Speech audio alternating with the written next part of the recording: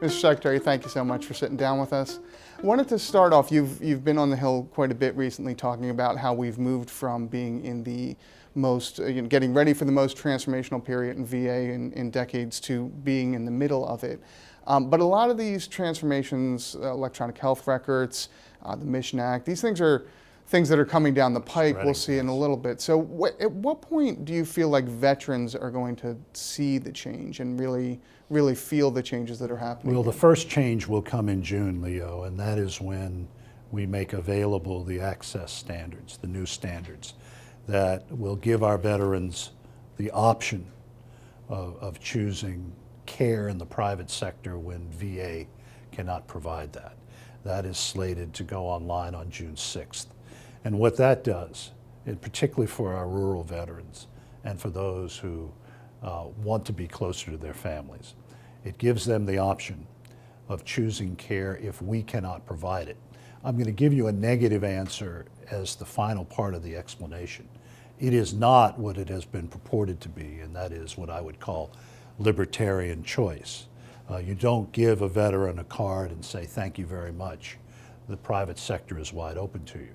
What it does do is it says that in the legislation, the veteran is at the center of his health care, not the institution. And if there is something we cannot provide, he has the option of going in the private sector or waiting for us to provide it. That is a sea change in terms of the way we operate. The other side of this, though, is that veterans continue to vote with their feet. We now have a veteran satisfaction rate, as I said in testimony, that's approaching 90%. Our customer satisfaction rates are at an all-time high. I look at that as the gauge as to how well we are doing. I also believe, and I'm not one to use a lot of anecdotes, but I can say as someone who has spent an entire life in and amongst the military, that our veterans, no matter what age they are, will go primarily to some place where people speak the language and understand the culture. That means the American veteran is happy with the care that he or she receives. And as you know, last year we were the recipient of several studies, including the Annals of Internal Medicine, that said VA care is as good or better as any in any section of the country. But if I'm a veteran this summer who comes to you and says, look, I've got a community care option here, but can you tell me what's best for me? Where am I going to get the best care? What do you tell them? Well, that'll come also as a result of the Mission Act. I mean, the Mission Act says up front that it's the veteran's health interest that is first and foremost. So that veteran will have a care team at VA they will speak with him, they will talk about the options for him. As I said, 9 times out of 10, he's going to probably stay with the people that he knows and in the community he knows. Coming from a military family of generations past, my service being modest compared to my ancestors. The military is a unique culture. The pull of the culture on people to be where they share experiences with others is very different from any other segment of the country. And as I said, even as VA has had hiccups, and we've overcome those hiccups, we've actually seen the number of veterans asking us to go into the private sector drop.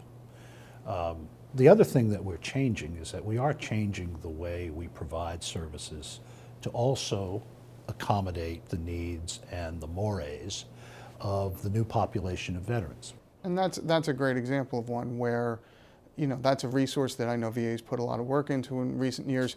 Is that going to be promoted in the same way that the Community Care Act is promoted? Absolutely, and I can't remember the exact numbers, but the amount of money that we are spending on telehealth has gone up in an exponential rate in the last few years. We're on the cutting edge of using it for mental health issues. It also reaches into rural areas, and more importantly, we're allowed to do with telehealth what the rest of the country can't. Let's say you're in Montana and you need to speak to a dermatologist. Well, the dermatologist at the Denver VA, who may be the world recognized expert, can get on the screen with you in Montana, and he can practice medicine, and he can tell you what is wrong, and he can prescribe for you the remedies for your condition. That's cutting edge. And again, with the change in the way our veterans react, we're now promoting urgent care. We're getting people out of the emergency rooms and providing them the service that they see all of their fellow citizens having. And that's one thing that I don't know that I've emphasized enough. Again, the Mission Act told us what to do. And I've heard some people say that the changes in access standards and availability standards were arbitrary and capricious. Well, if they have that charge, they need to go to the members of Congress who wrote the Mission Act, because the Mission Act gave me very clear instructions on how I come up with access standards. It said I had to look to TRICARE, Medicare, and the standards in the major private health organizations across the country. And what we are giving veterans in June is what they've probably been used to on active duty, most of them, who encountered TRICARE or what was available when I was little, Champus. So June 6th is the deadline here. Is VA going to be ready? There's been a lot of concerns about the IT. We saw what happened last fall with the GI Bill and the payments. You were just speaking about some of the needs and improvements. How, as we see this transition in, veterans are rightfully skeptical that VA will be ready for it. So I am expecting the decision support tool to be ready on June 6th. That's really the crux of this. A decision support tool is something that our medical professionals at VA will use when Leo Shane, veteran, comes to us, tells us what is ailing him, and we may not have that service. The doctor punches up on the decision support tool the option in the private sector for that service. If the veteran, if Leo Shane wants to partake of that, then he has access to that. Now let's say that, again, statement against interest, let's say that our doctors aren't ready to handle that. I think they will be. But we also have in place, as any good military organization will have, redundancies, that they will have another system supporting that can get our veterans what they need. But let me again go back to what it isn't. It is not a Medicare card. It is not libertarian free market medicine. Congress didn't tell us to do that. The Congress told us to give choice only in very specific areas. So it is different. Again, veterans' health is at the center, but it is not what many have claimed to be, and that is the privatization of this organization. And as I've said before, how can anyone say that you're on the cusp of privatization when you just presented to the United States Congress a $220 billion budget? Let me come back to that again. When June 6th rolls around, should they feel like anything is different? Yeah, that will be the first part. The second part that will kick in later in the year will be, hopefully, the expansion of our caregiver support program. Medicine is changing and VA is changing with it.